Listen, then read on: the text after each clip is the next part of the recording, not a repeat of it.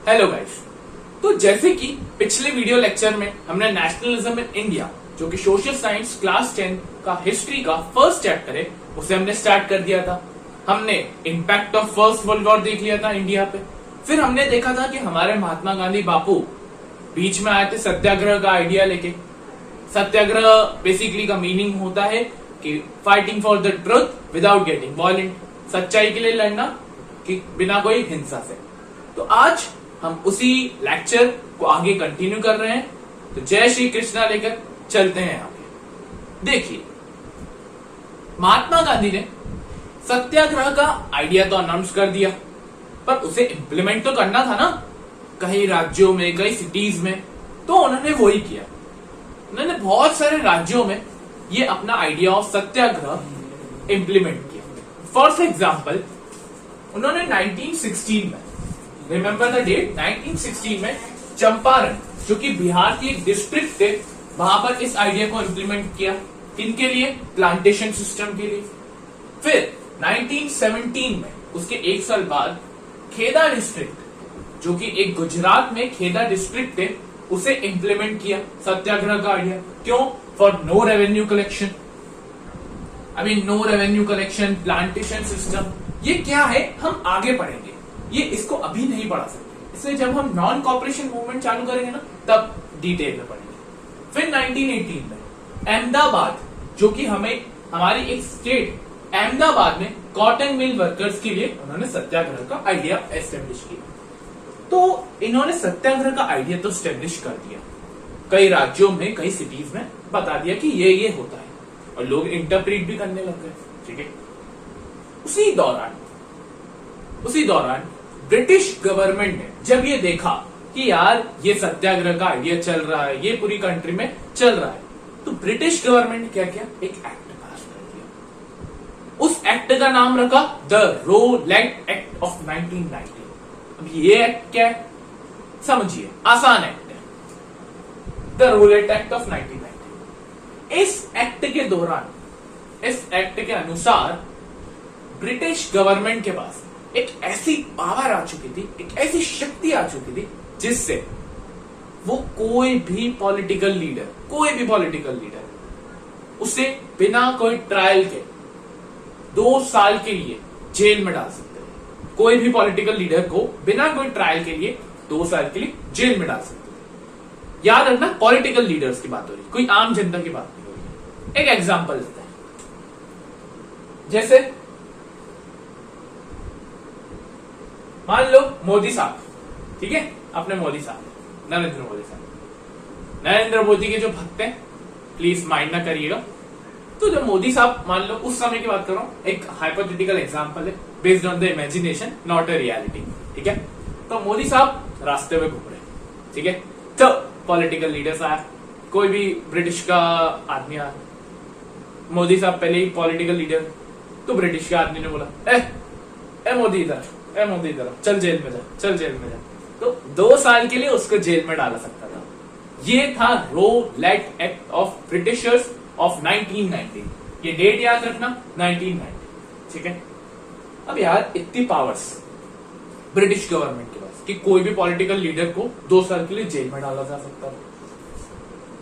अब महात्मा गांधी ने सोचा, यार इस एक्ट के प्रति भी हमें कुछ करना चाहिए। ठीक है। तो उन्होंने क्या किया, ये हमें देखना है। तो देखते हैं क्या किया उन्होंने रोलेट एक्ट के खिलाफ। चल, तो आगे बढ़ते हैं।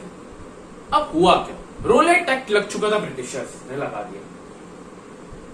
महात्मा गांधी ने उस रोलेट एक्ट के खिलाफ एक नया एक्ट चालू कर दिया।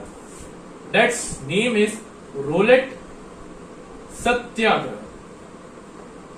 सत्याग्रह तो था ही, बाकी उसी पे रोलेट सत्याग्रह। आसान एक्ट है, बहुत जल्दी समझ जाओगे। इस एक्ट से क्या हुआ? बहुत सारे लोगों ने रैलीज ऑर्गेनाइज करना चालू कर दिया, रोलेट एक्ट के खिलाफ प्रोटेस्ट करने लग गए, सड़कों पे उतर आए, स्ट्राइक्स करने लग गए। ये किया आम लोगों ने, कॉमन पीपल ने। अब ब्रिटिशर्स ने देखा कि यार ये रैलीज ऑर्गेनाइज कर रहे हैं, ये हमारे खिलाफ स्ट्राइक्स कर रहे हैं, हमारे खिलाफ प्रोटेस्ट कर रहे हैं। ब्रिटिश गवर्नमेंट को लगा यार कुछ तो लेना चाहिए निर्णय, कुछ तो करें कि ये हमारे खिलाफ प्रोटेस्ट बंद हो। तो उन्होंने क्या किया, एक लॉ अनाउंस कर दिया कंट्री में, मार्शल लॉ। मार्शल लॉ, ये लॉ क्या है, हमने तो कभी नहीं पढ़ा। देखो आसान, according to martial law, martial law के अंदर ब्रिटिशर्स ने जो भी सारी पावर्स ली वो मिलिट्री के कुछ हेड को दे दी थी। कोई भी उनकी मिलिट्री थी, और आपको सबको पता है military is the strongest power in the nation, ठीक है। तो मिलिट्री को कुछ पावर्स दे दी उन्होंने, ठीक है। वो मिलिट्री के हेड थे जनरल डायर, पावर दे दी, और वो अब कंट्री में कुछ भी कर सकते थे। अब उसके बाद क्या, ये रैलीज चल रही थी। 13th April, the biggest day of the Indian history, the biggest day of the Indian history, 13th अप्रैल, क्या हुआ उससे? बहुत सारे लोग अमृतसर में जलियांवाला बाग एक जगह है, आप सबने सुना होगा, जलियांवाला बाग एक जगह है, वहां पर कुछ लोग बैसाखी का मेला अटेंड करने आए थे, ठीक है, बैसाखी का मेला अटेंड करने आए थे, और कुछ लोग ब्रिटिशर्स के खिलाफ प्रोटेस्ट करने आए थे उस जलियांवाला बाग जगह पे 13 अप्रैल को।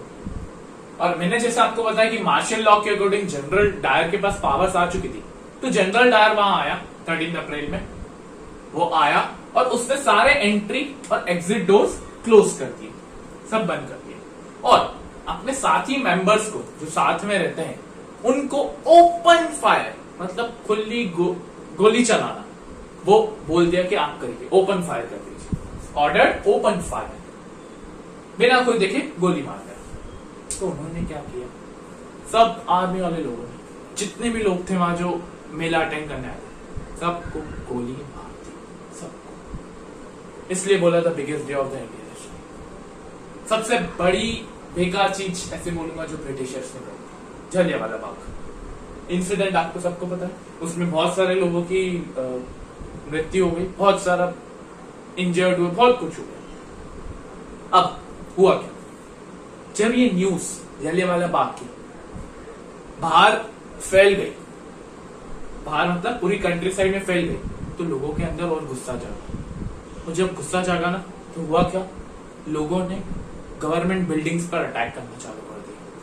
बहुत मतलब इस दिन बोलूं तो बहुत वायलेंट हो गया था। सत्याग्रह का मीनिंग था नॉन वायलेंट, पर ये वायलेंट हो रहे थे। ब्रिटिशर्स को भी लगा कि अब ये वायलेंट हो रहे तो हम भी वायलेंट होंगे, तो उन्होंने भी बॉम्बिंग करना चालू कर दी विलेज एरियाज में, ये भी करना चालू कर दिया ब्रिटिशर्स ने।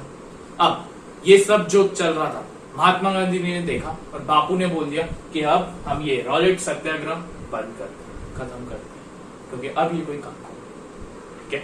और हाँ, एक और चीज, जो जलियांवाला बाग इंसिडेंट था, जलियांवाला बाग, डिस्क्रिप्शन में आपको एक लिंक मिलेगी यूट्यूब वीडियो की, उस यूट्यूब वीडियो को आप देखना, आपको पता चल जाएगा जलियांवाला बाग रियल जो वीडियो है, जो शूटिंग हुई थी वो है, ठीक है। चलिए अब आगे हम पढ़ते हैं कि अभी भी हमारे महात्मा गांधी जी को, ये पूरी कंट्री इंडिया को इंडिपेंडेंस नहीं मिली थी, तो उन्होंने और आगे क्या किया, तो बात करते हैं हम। रॉलेट सत्याग्रह तो खत्म हो गया, अब महात्मा गांधी को इतना जरूर पता चल गया था कि जो इंडियंस है ना, इनको तब तक आजादी नहीं मिलेगी, तब तक आजादी नहीं मिलेगी जब तक हिंदू और मुस्लिम साथ में नहीं होंगे, जब तक एकता साथ में नहीं कर पाएंगे ये दोनों, तो हमारे इंडिया देश को फ्रीडम नहीं मिलती। तो उनको लगा कि अब कोई अगर मूवमेंट चालू भी करना है ना, कोई भी मूवमेंट चालू करना है, वेदर स्मॉल और बिग, उसमें हिंदू और मुस्लिम दोनों का पार्टिसिपेशन इक्वल होना चाहिए, ठीक है, दोनों को यूनाइट होना पड़ेगा। तो गांधी जी ने सोचा और उनको एक अपॉर्चुनिटी मिल गई, एक अवसर मिल गया, दैट वाज खिलाफत इशू। अब पढ़ते हैं इस इशू के बारे में, क्या है ये इशू, खिलाफत इशू। पहले इस वर्ड का मतलब समझ लीजिए, खिलाफा। खिलाफा का मतलब होता है spiritual head of Islamic world. इस्लाम के जो स्पिरिचुअल हेड होते हैं उनको हम खिलाफा बोलते हैं, ठीक है। जल्दी जल्दी सुनेंगे तो हो जाएगा। खिलाफत इशू क्या था? वर्ल्ड वॉर 1 जो एंड हुआ था वो ओटोमन की डिफीट से हुआ, ठीक है। डिफीट हो गया, हार गया ओटोमन। और उसके ऊपर एक ट्रिटी बन गई। ट्रिटी मतलब जो शांति के लिए एक अपन पद प्रदर्शन करते हैं उसे हम ट्रिटी बोलते हैं। तो एक हार्श ट्रिटी, हार्श मतलब उस कंट्री ओटोमन के लिए बुरी है क्योंकि उससे चीजें अपना ले ली जाएगी, ठीक है। तो ओटोमन ट्रिटी जो हार्श थी वो एम्परर पे होती है। एम्परर मतलब जहां का वो राजा है। तो ओटोमन की डिफीट हो चुकी थी वर्ल्ड वॉर 1 में और उनके ऊपर एक हार्श ट्रिटी लगाई गई, ठीक है, समझौता हार्श।